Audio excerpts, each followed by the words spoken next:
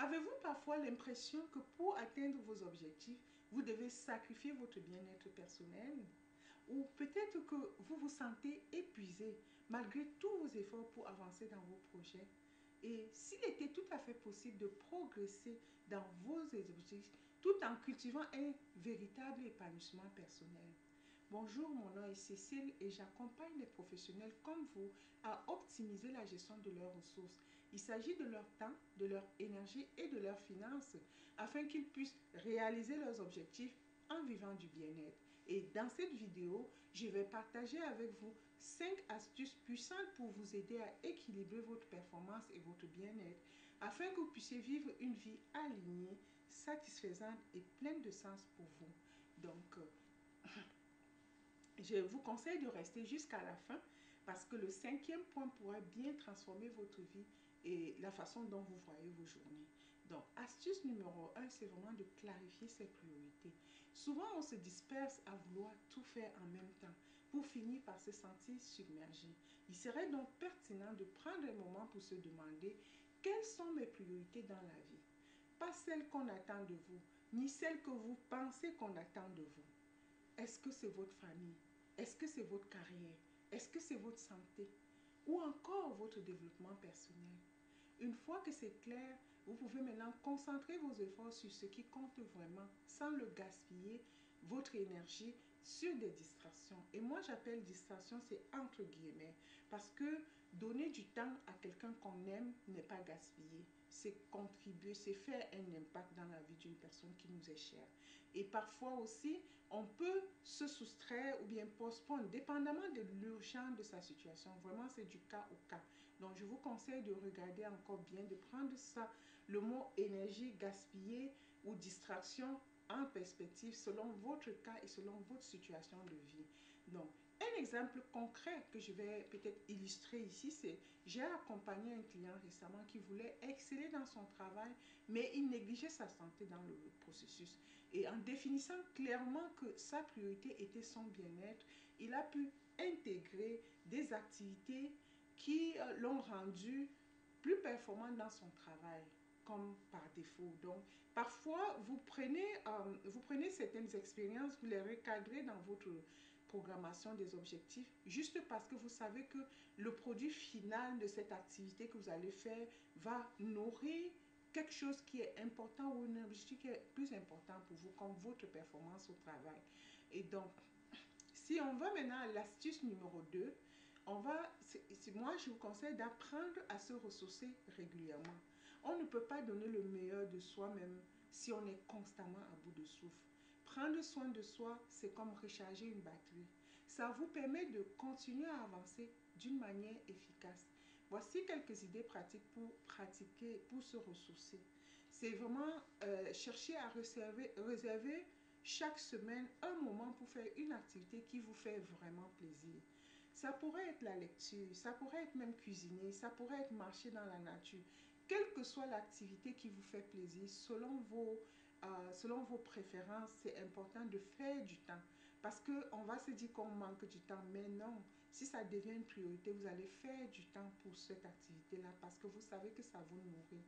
Et ça peut aussi être le cadre de intégrer des pratiques comme la méditation ou la respiration profonde ou la prière pour ceux qui prient comme moi parce que je suis catholique et donc moi je prie de temps en temps et donc ça fait que quand on intègre ces pratiques-là, ça vous aide à rester comme, à vous ancrer et à vous ressentir de temps en temps, c'est-à-dire ressentir que vous êtes ancré, que vous êtes soutenu, que vous êtes dans une zone de sécurité, par exemple. Et donc, ça, intégrer ces activités-là, ça fait vraiment toute une différence dans votre vie.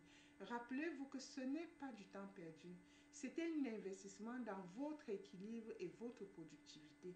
Parce que quand vous ressortez avec les idées en place, les idées beaucoup plus claires, et ça vous permet maintenant de rebondir d'une autre façon dans votre expérience de vie ou vos obligations. Donc, astuce numéro 3, ce serait de créer des routines qui soutiennent vos objectifs.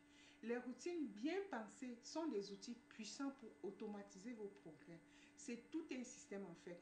C'est comme ça que j'appelle parce que quand vous faites des routines qui vous soutiennent et qui vous aident, ça peut vous aider à vous propulser rapidement. Et donc, c'est un peu comme des actions, des habitudes que vous avez en place qui vous aident à cheminer tout doucement vers l'objectif que vous souhaitez accomplir. Et donc, quand vous êtes ancré dans de bonnes habitudes, quand vous ancrez dans de bonnes habitudes dans votre quotidien, vous économisez de l'énergie mentale et vous avancez plus facilement vers vos objectifs. L'exemple de routine que je vais vous proposer ici, ce serait peut-être de commencer une journée, votre journée avec une routine matinale qui vous inspire. Ça peut être vraiment de structurer 3 objectifs que vous voulez, qui est non négociable pour vous d'être accompli dans la journée. Comme ça va synthétiser votre journée. Vous allez savoir que quel que soit ce que les contraintes que j'ai, les engagements que j'arrive à avoir ou des imprévus, si j'accomplis ces 3 choses-là, ce soir, je vais me ressentir comme que je suis un succès, que j'ai réalisé une journée extraordinaire. Et quand vous avez déjà ces objectifs-là, ça vous aide à ancrer. Même si vous naviguez dans beaucoup de choses, même si vous avez des sollicitations, vous allez revenir, vous allez voir que c'est juste 3 choses. Et vous allez voir que progressivement, si vous faites ça par écrit le matin, vous posez, c'est comme donner un ordre à vous-même que ça c'est important. Et donc prendre aussi quelques minutes le matin pour bouger, méditer, ça aussi c'est quelque chose qu'on peut implémenter dans ses habitudes quotidiennes comme routine matinale.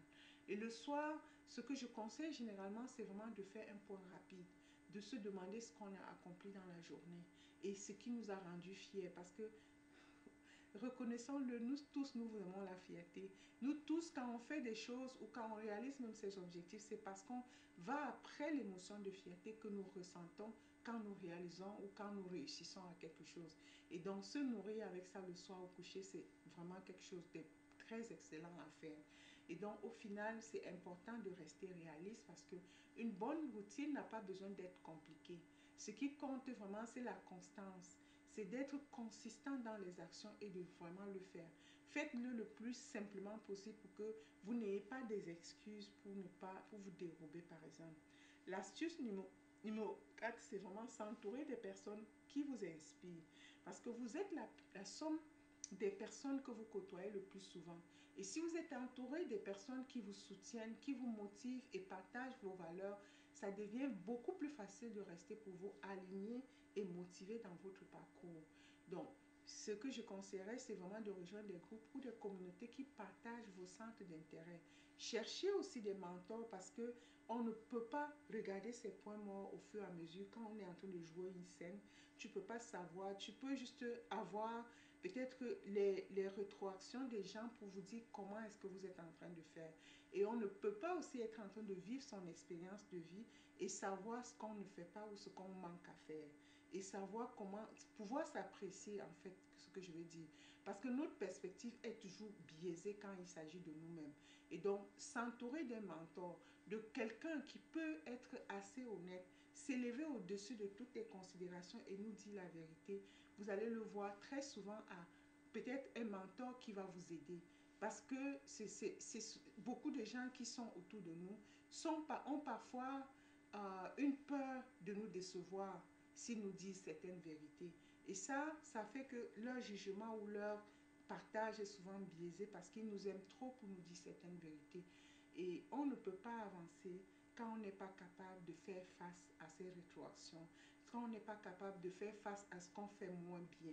Parce que c'est en corrigeant ce qu'on fait moins qu'on est capable d'aller avancer, qu'on est capable de grandir, qu'on est aussi capable d'accéder à ces statuts sociaux qu'on observe et qu'on veut. Donc, on n'est pas ces personnes-là parce qu'on n'est pas ces personnes-là. Parce qu'à l'intérieur de nous, on est encore qui on est toujours et on ne peut donc pas accéder aux choses qu'on veut parce qu'on reste encore cette personne-là. Donc, quand on a des personnes comme des mentors autour de nous ou des amis qui nous inspirent à grandir, ça nous aide à nous propulser vers ce qu'on veut vraiment accomplir dans notre vie. Parce que c'est important de se rappeler que les relations toxiques ou démotivantes peuvent nous freiner dans notre parcours de vie. Apprendre à fixer des limites si c'est nécessaire. Donc l'astuce numéro 5, c'est vraiment de célébrer ses progrès. Parce que, soyons honnêtes, n'allons pas juste pour célébrer les résultats. Parce qu'on est parfois tellement ambitieux qu'on va aller poser des objectifs vraiment ambitieux. Oui, c'est bien, mais cultivons l'habitude de célébrer les avancées, les petits pas et les petits progrès. Parce qu'il ne faut pas s'attendre d'atteindre le grand objectif pour se sentir satisfait. On a besoin de ce jus-là. On a besoin de cette fierté-là qu'on avance et qu'on réalise des choses. Parce que célébrer chaque petite étape qui nous rapproche de notre objectif est vraiment le secret de l'épanouissement. Donc, je vais vous partager un exemple qui va certainement peut-être vous parler. Donc, c'est un entrepreneur avec qui j'ai travaillé récemment qui avait du mal à rester motivé. Et je l'ai encouragé à noter et à célébrer chaque avancée, comme lorsqu'il finit un chapitre de son projet ou lorsqu'il signe un petit contrat, quel que soit le montant. Il a redécouvert son énergie et sa joie de travailler à partir de là parce qu'il voyait que quelque chose se passait. Presque comme au quotidien ou à toutes les semaines, il y avait quand même une avancée qu'il pouvait, ma physique, sur lequel il pouvait s'accrocher pour se dire, ah oui, j'avance, ah oui, il y a des choses qui se passent. Et donc, pratiquer la gratitude, c'est écrire peut-être une chose dont on est fier ou reconnaissant aussi. Ça aussi, vraiment, ça va aider à changer sa perspective et vous aider à apprécier votre parcours beaucoup plus. Et donc, en résumé, les 5 astuces pour cultiver son épanouissement tout en atteignant ses objectifs qu'on a vus dans cette vidéo, c'est vraiment clarifier ses priorités, 2, se ressourcer régulièrement, 3, mettre en place des routines qui nous soutiennent. En 4e, c'était s'entourer des personnes inspirantes. Et en 5e, célébrer ses progrès, pas seulement ses résultats. J'aimerais, à vous maintenant, dites-moi dans les commentaires, quelle méthode allez-vous appliquer dès aujourd'hui ou encore les méthodes que vous appliquez déjà dans votre vie. Et si cette vidéo vous a inspiré, n'oubliez pas de liker ou de vous abonner si ce n'est déjà fait. Donc, et même de partager à quelqu'un qui pourrait avoir besoin de ces petites idées pour avancer dans son parcours à lui aussi. Donc, rappelez-vous, atteindre vos objectifs ne doit pas se faire au détriment de votre bien-être. Avec des bonnes stratégies, vous pouvez avoir les deux. Donc, prenez soin de vous et à très bientôt dans une nouvelle vidéo. Merci.